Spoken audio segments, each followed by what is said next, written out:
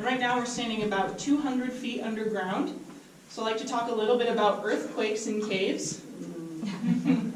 Nevada is the third most seismically active state in the United States, just after California and Alaska. But it's generally considered to be safer in the cave during an earthquake event than it is on the surface. If you can imagine, this cave has been around for millions of years, and being one of the most seismically active states, it has seen its fair share of earthquakes. And there's not a whole lot of damage in this cave that we can say for certain is due to earthquakes. So it's pretty sturdy in here. And if we were to experience an earthquake, we wouldn't likely feel any shaking, but rather we would just kind of hear this booming sound. And I'll demonstrate for you what that might sound like towards the end of the tour. How are we going to get out of here? Great question. So you'll see this green stuff on several different formations as we make our way through the cave. This is algae. So our lights produce enough energy that is able to photosynthesize and grow algae. So this is kind of a result of human interference. This is one of the alterations that has occurred by putting lights here in the cave. And so we are actively working on not only removing the algae, but replacing the lights with cooler lights that aren't going to produce this kind of energy to create the algae.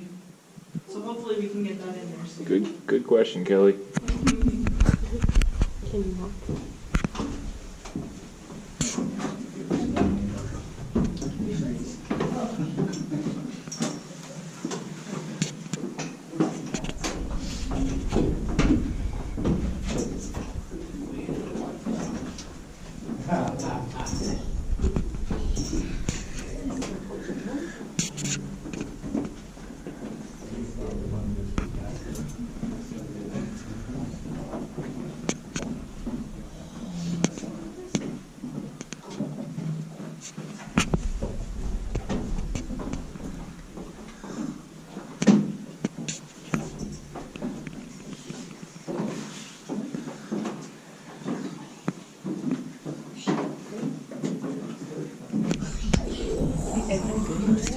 Holy crap. That looks like a tree.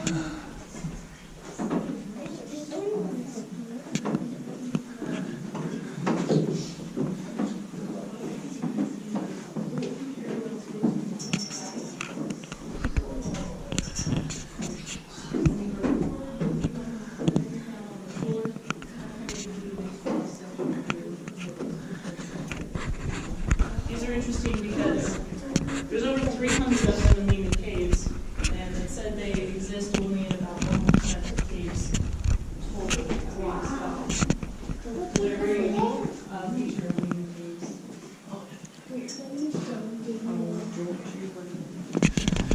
That's cool.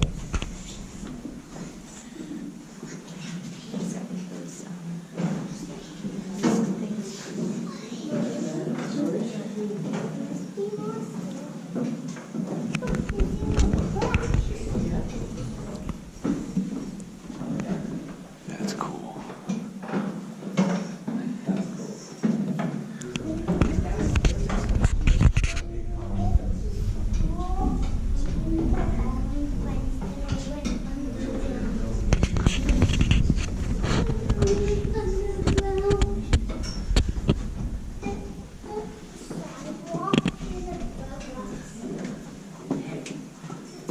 Notice this scalloping on the wall as we make our way through, and that's kind of an indication that water was actually not flowing through the cave here. Careful, buddy.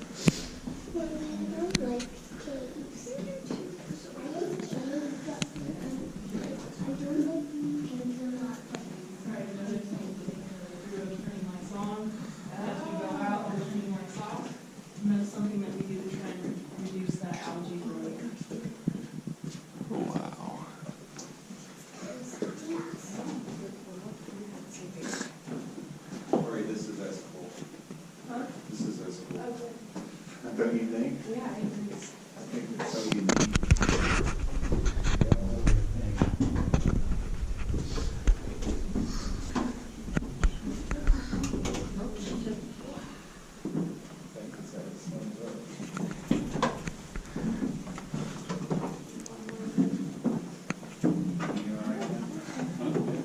is the final set of stairs, so we jump stairs.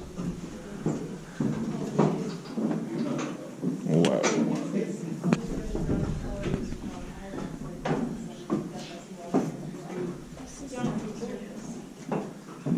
I love how it changes in elevation, up and down, up and down.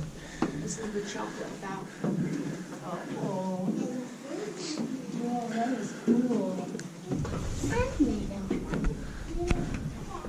That's cool. Oh, it changes color. Hot chocolate, please.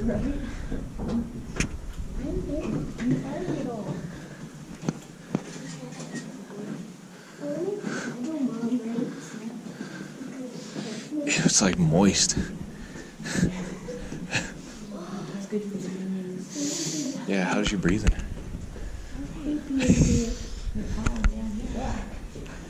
This is cool, man.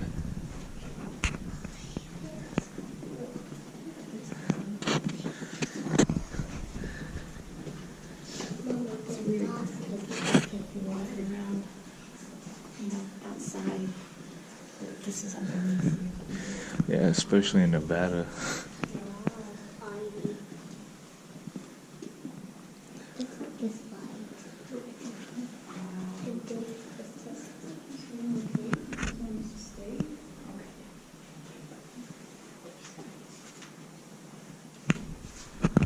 Alright, so we're now standing in what we call the lodge room. This got its name because it was kind of promoted early on as a sort of convention type area. The Ely Elks Lodge actually used to use this as a room to hold their meetings. So you can imagine if you have some really secretive information that you need to discuss with each other, it's a pretty excellent place to do it, right? Well, this room has a lot of human history. They used to use this room kind of also as a sort of dance hall. So there we have historic photos of a band set up right in this area. And you can imagine, maybe if you're the drummer and you don't have these nice paths that we have and you have to crawl through, that would be quite the journey to get back here just to play your music. Also, the acoustics seem like they'd be really excellent as well. People have had their proms down here. We've had people get married here. A couple, Wow. in fact, got married just this last summer here in this room. So we still do kind of promote it for that use to this day. But one thing that you will really notice, right here in this area, there's a lot of breakage. So these draperies and these stalactites were all sledgehammered down essentially to create more room to be able to dance and party down here. So this is a result of humans being in this cave early on without very good conservation ethics, or before those would have been really established. There's also kind of one other unique human history event that happened in here.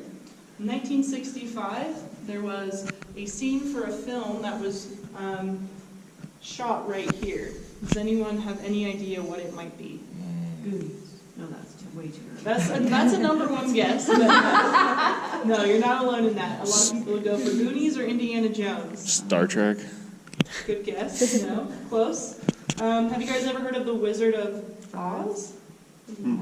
It's not that one. Oh. It's the Wizard of Mars. You were so her excited. three astronaut companions have crash landed on the red planet and are now making their way through Mars to find the wizard so they can get back home. Huh. Now, believe it or not, they actually had permission, this was during National Park Service management, to have water brought in. We kind of pumped it in here and sort of flooded this area right here because in the scene, they're actually on rafts, making it appear as if they're floating through the cave.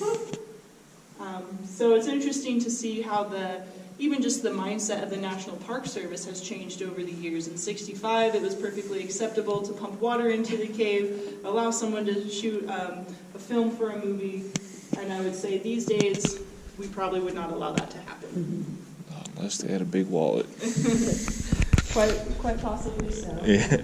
So just to orientate you guys a little bit, we're going to be making our way this direction. but we will be coming back through this room, and that direction is the cave exit. So, I'm I've lost. talked a lot about humans in the cave. I think it's a good idea to talk about the organisms that actually belong here in the cave. So I'm going to put these out kind of in a little circle, and we'll spend some time talking about our cave organisms.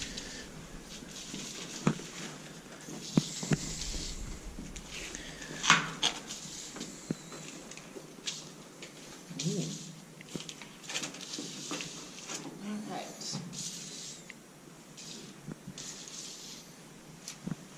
Whoops. There we go.